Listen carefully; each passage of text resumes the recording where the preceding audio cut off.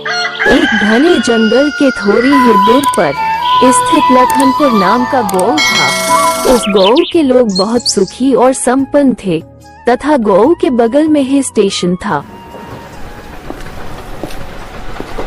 अरे संत का बेटा, मैं खेत की तरफ जा रहा हूँ, तुम भी चलोगे क्या? हाँ मदन काका जरा रुको, मैं भी आ रहा हूँ। अरे सुनीता, मैं खेत पर जा रहा हूँ। ठीक है। संकर के एक बेटा और एक बेटी थी तथा उसका एक पत्नी सुनीता थी। मदन और संकर खेतों की तरफ चल पड़े। रास्ते में वही घना जंगल पड़ता था। वो जंगल काफी डरावनी थी।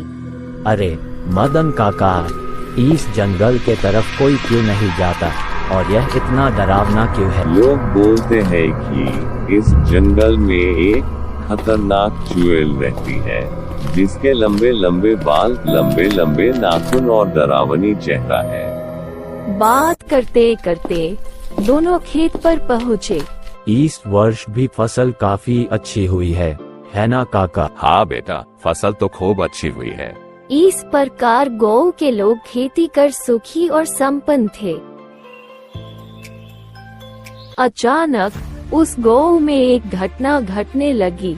घटना ये था कि उस गांव के सारे बच्चे चोरी होने लगे। इस घटना ने गांव के सारे लोगों को परेशान कर दिया। पूरे गांव में इसी घटना का चर्चा था।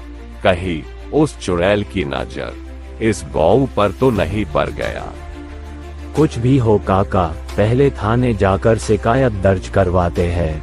मदन और संकर थाने जाकर संकर बोला, देखिए ना इंस्पेक्टर साहब, हमारे गांव में बच्चों की लगातार चोरी हो रही है। आप जल्द से जल्द कुछ कीजिए। ठीक है, तुम शिकायत दर्ज करो, मैं कुछ करता हूँ।